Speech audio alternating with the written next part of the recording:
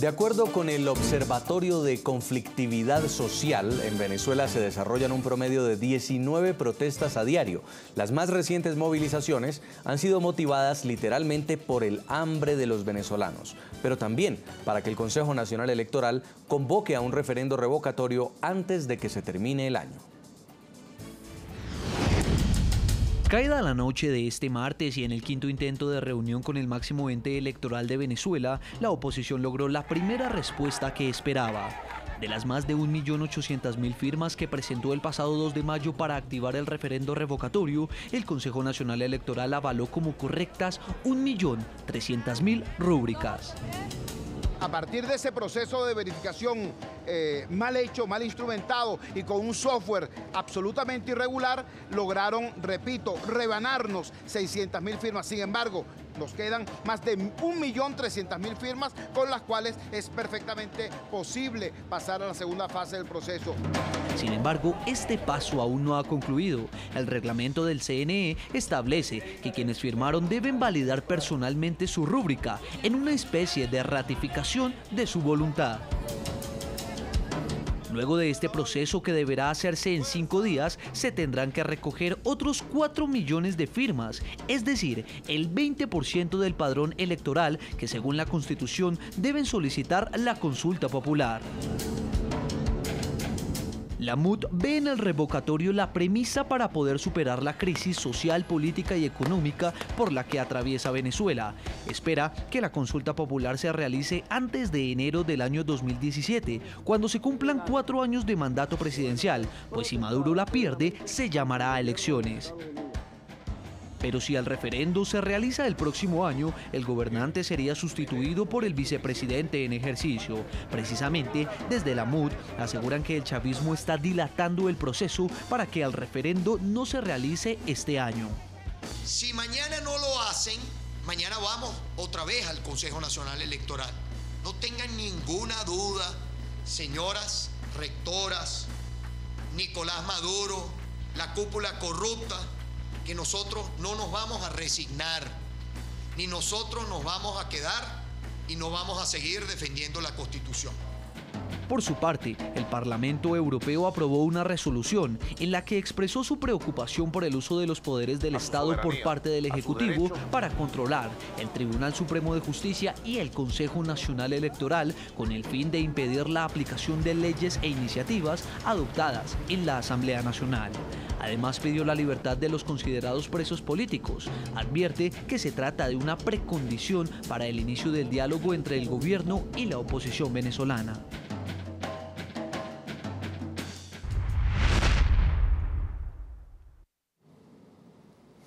En Caracas, Venezuela, señor Simón Calzadilla, diputado opositor y segundo vicepresidente de la Asamblea Nacional. Quiero preguntarle por este viacrucis que se les ha convertido también a ustedes la posibilidad de convocar a un referendo revocatorio contra Nicolás Maduro, porque ha pasado ya mucho tiempo en el que se debían haber validado las firmas que recogieron y se debería haber empezado en la segunda fase, en la cual ya ustedes tienen que empezar a recoger el necesario del padrón para poder finalmente revocar al presidente. ¿Hay manejos turbios, hay dilación en este proceso por parte del Consejo Nacional Electoral? Bueno, ayer sostuvimos una reunión en la que la rectora o la presidenta del Consejo Nacional Electoral no quiso, después que se había comprometido, reunirse con nosotros, los representantes de la Mesa de la Unidad Democrática. En nombre de todo el cuerpo rectoral, designaron al rector Luis Emilio Rondón, quien nos informó que estaba en una sesión permanente donde ya se estaban afinando los detalles finales de la resolución que hoy debe publicar el Consejo Nacional Electoral, dando la fecha de la validación de las firmas, que serán en unos pocos días. A partir de ahí viene todo un proceso de revisión. Después de esos 5 días son 20 días más para concluir todo el proceso de validación y con ello la convocatoria después en un plazo máximo de 90 días de la recolección recolección del 20% que establece la Constitución. Nosotros en el proceso de recolección de firmas, el estado donde podríamos decir que tenemos menos debilidad, triplicamos, cuatriplicamos la cantidad necesaria. Ellos de 1.800.000 utilizando, bueno, por un error ortográfico, nos quitaban firmas, nos quitaban una planilla completa de firmas y con una cantidad de mañas que no estaban en el reglamento, nos quitaron 600.000. Sin embargo, nos queda 1.300.000, que es 6 veces más de lo que se necesita para la activación o de la formalidad de este referéndum, porque ese 1% ni siquiera tampoco está en la Constitución. Ellos han hecho de todo, pero ha sido tan contundente la cantidad de personas que firmaron este proceso que no les va a quedar más remedio que convocarlo. Y una vez que lo convoquen y validemos nuestra firma como va a realizarse, no les tendrán otro remedio que convocar para el 20%. Y ese 20% sí, en el que según el registro electoral permanente son aproximadamente 4 millones de firmas, nosotros tenemos la convicción que la vamos a superar ampliamente. No sé qué va a alegar el Consejo Nacional Electoral o el Gobierno Nacional para evitar que se convoque a referéndum revocatorio. Ahora bien, queremos dejar claro, no está en discusión el referéndum revocatorio en el marco del proceso de diálogo.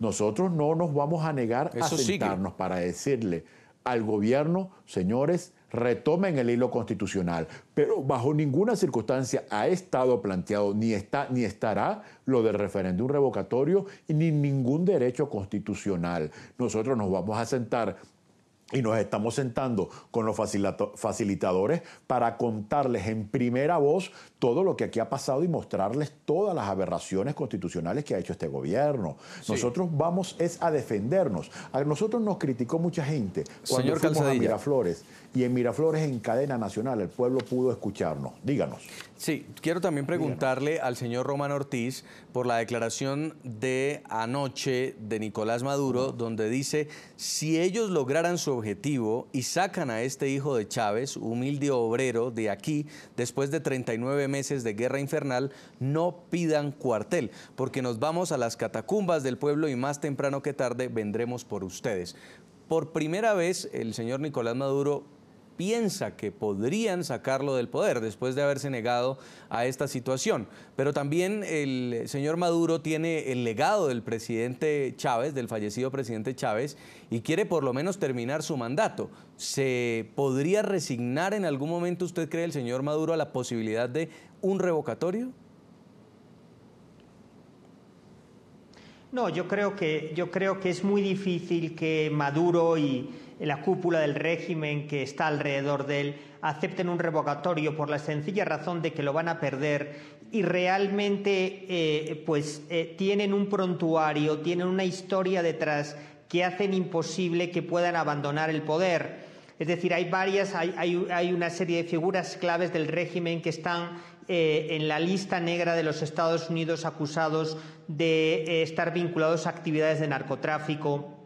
Hay una enorme cantidad de acusaciones sobre corrupción a una escala enorme. Entonces, la única garantía que estos individuos tienen de no terminar en la cárcel es aferrarse al poder. Y yo creo que la declaración de Maduro de anoche entra un poco en esa estrategia de tratar de aferrarse al poder. Para eso necesita ganar tiempo y lo que está haciendo básicamente es combinar, por un lado, una oferta de diálogo simplemente para ganar tiempo y por otro lado amenazas. Un poco la estrategia del palo y la zanahoria frente a la oposición con el único objetivo de hacer que el referéndum se convoque ya el próximo año y en consecuencia, como se decía antes, pueda ser el vicepresidente, también chavista, quien continúe en el poder. Yo creo que es muy difícil que acepte permanecer, que acepte renunciar el referéndum revocatorio.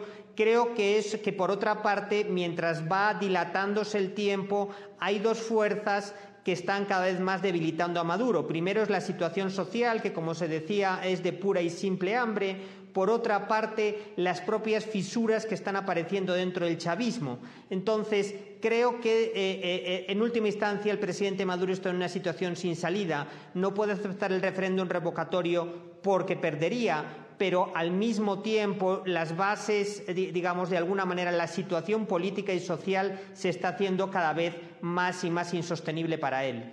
Y mientras se hable de la posibilidad del diálogo, la comunidad internacional va a permanecer quieta, para muchos en una postura blanda, en una postura tibia, frente a lo que pase en Venezuela, porque supuestamente se está conciliando una salida. Quiero preguntarle también desde Madrid, en España, a Leopoldo López Gil, el padre de Leopoldo López. ¿Qué piensa de este diálogo, señor López, del que se está hablando del chavismo y que quiere gestionar con la oposición un encuentro a través de 3 mediadores que ha puesto UNASUR, que son el expresidente Zapatero, el expresidente Torrijos y el expresidente Fernández? Bueno, yo creo que no se le escapa a nadie que el diálogo es una acción verdaderamente deseable. Ahora, eso me refiero a un diálogo válido.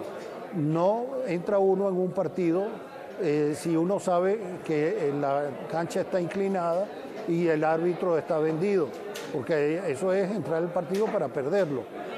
Cuando se escogieron, ¿quiénes los escogen? Primero lo escoge el expresidente de Colombia, el señor Samper, que bien sabemos, amigo del gobierno chavista madurista, es decir, sabemos quién lo eligió y quién lo puso al frente de UNASUR. Y él escoge a los otros 3 jugadores y resulta que los 3 jugadores son amigos del gobierno. Yo diría que para que tenga sentido un diálogo, y lo debe tener y debe existir muy pronto un diálogo, debemos de tener jugadores válidos de forma equilibrada. Es decir, si ellos nombran 3, nosotros debemos nombrar otros 3. Y el presidente de esa comisión debe ser también una persona de mutuo acuerdo, no puede ser cualquiera. Al igual que estos esfuerzos, para que sean verdaderamente útiles, tienen que ser transparentes. No quiero decir con esto que no se lleven a cabo conversaciones que deben de ser pues, del ámbito interno, pero tienen que ser transparentes. No pueden ser bajo el velo de los escondites y con los árbitros exclusivos del otro lado. Y si alguien ha tenido aguante en una prisión militar, además, como civil detenido, pues ha sido su hijo, Leopoldo López. ¿Cómo está actualmente él? Y en especial tras este encuentro con Zapatero. Leopoldo López tiene que estar muy satisfecho de lo que ha logrado porque está bien en la cárcel, está muy fuerte en su posición y el hecho de que el expresidente, mandado por quien sea, con la finalidad que fuese, haya conseguido el permiso para visitarle, le está reconociendo en primer lugar que es un preso político, porque si, cualquier preso no tiene por qué el presidente de la República estar autorizando sus visitas. En segundo lugar, que un visitante que dice ser o dice aspirar a ser el mediador y que lo vaya a ver es reconocerle la calidad de su liderazgo.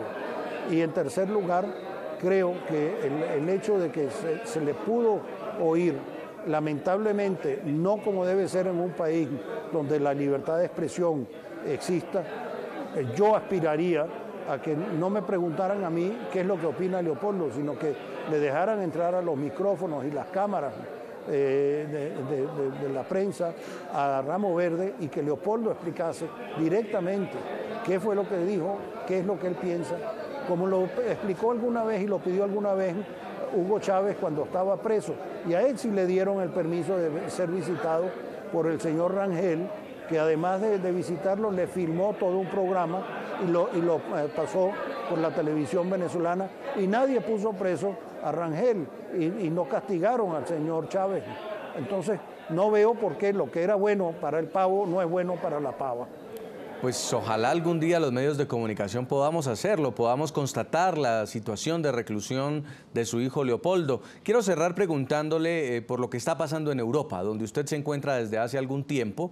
Justamente en las últimas horas se ha conocido una resolución del Parlamento Europeo donde le piden a Maduro que permita la realización del referendo revocatorio y también le exigen la libertad de los considerados presos políticos. ¿Cuál es el efecto que puede tener este tipo de resoluciones cuando escuchamos un discurso como el de Maduro que se radicaliza, donde dice: si logran sacarme, no pidan cuartel?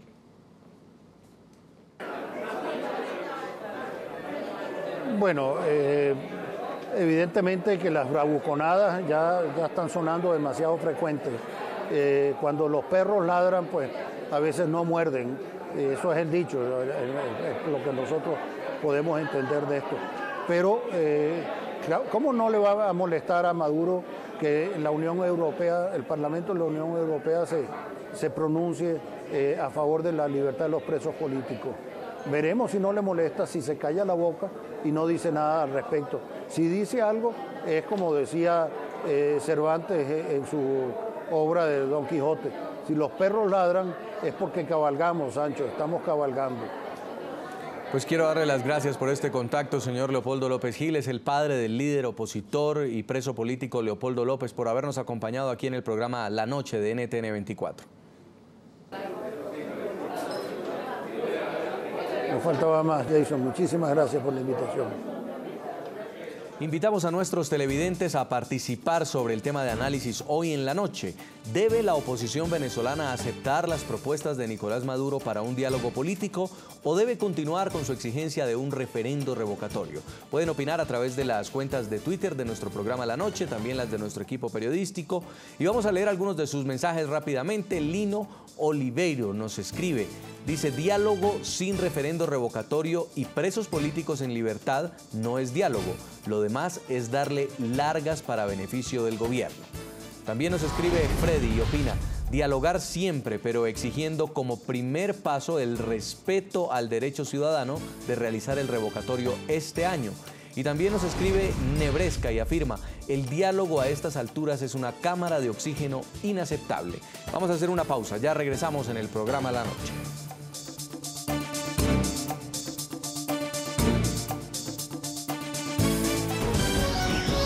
Ya regresamos con La Noche.